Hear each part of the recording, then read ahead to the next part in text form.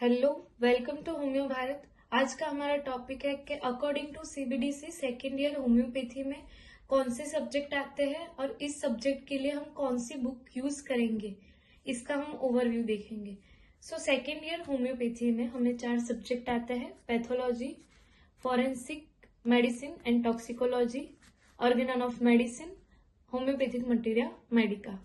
ये 4 सब्जेक्ट हमें आते हैं। इस सब्जेक्ट के लिए हम कौन सी बुक यूज करेंगे ये हम नेक्स्ट वीडियो में देखेंगे। तो सब्जेक्ट इज पैथोलॉजी। पैथोलॉजी में 2 ऑथर की बुक मेनली यूज होती है होम्योपैथी में, रॉबिन्स और हर्षमोहन। रॉबिन्स जो है वो बहुत लेंदी है हमारे लिए, इसलिए हम ये बहुत कम ही यूज करते हैं। हम मेनली यूज हर्षमोहन का करते हैं। हर्षमोहन में इजी एप्लीकेबल लैंग्वेज में दिया गया है। ये उसकी हैंडबुक है और ये उसकी मेन बुक है। इसमें से कोई भी टॉपिक डिटेल में दिया गया है, हम इसमें से नोट्स बना सकते हैं। ये इन्फ्लामेशन है, तो एग्जाम पॉइंट ऑफ व्यू से हमें इन्फ्लामेशन कैसे लिखना है ये बताया गया है। इसमें से हम सब काट कर इजीली नोट्स बना सकते हैं। I recommend Harsh Mohan for pathology. और माइक्रोबायोलॉजी में, microbiology is the part of pathology because second year में हमें एक पेपर माइक्रो में से आएगा और एक पेपर पैथो में से आएगा। तो माइक्रोबायोलॉजी के लिए मैं ये बुक रेकमेंड करती हूँ। इसमें से हम बैक्टीरिया, वायरस ये सब कर सकते हैं। Next subject is forensic medicine and toxicology. इसमें 2 ऑथर की बुक यूज होती है, Rajesh Pardale and Narayan Reddy. According to my recommendation you use Rajesh Pardale. Rajesh Pardale में हर चीज आसानी से बताई गई है। इसमें से हर टॉपिक हम आसानी से एग्जाम में लिख सकते हैं। और नारायण रेड्डी में कई जगह टॉक्सिकोलॉजी में अच्छी तरीके से दी गई है, तो इसलिए हम इसका रेफरेंस बुक तरीके यूज कर सकते हैं और इसका यूज हम एज अ थियरी बुक के लिए कर सकते हैं। अब हमारा सब्जेक्ट है होम्योपैथिक मटीरिया मेडिका। ये हमारा बहुत मोस्ट IMP सब्जेक्ट है। ये हमें फर्स्ट ईयर से लास्ट ईयर तक हर ईयर में पूछा जाता है। According to my point of view हमें तीनों बुक यूज करनी चाहिए। SK दुबे की, एलन की और बोरिक की, तीनों की बुक हमें यूज करनी चाहिए।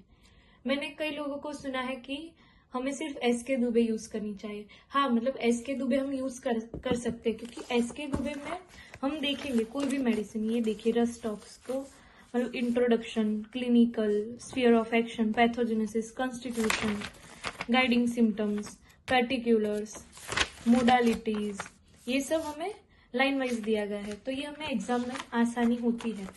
हमें एग्जाम में पढ़ना हो तो हम ये यूज कर सकते हैं।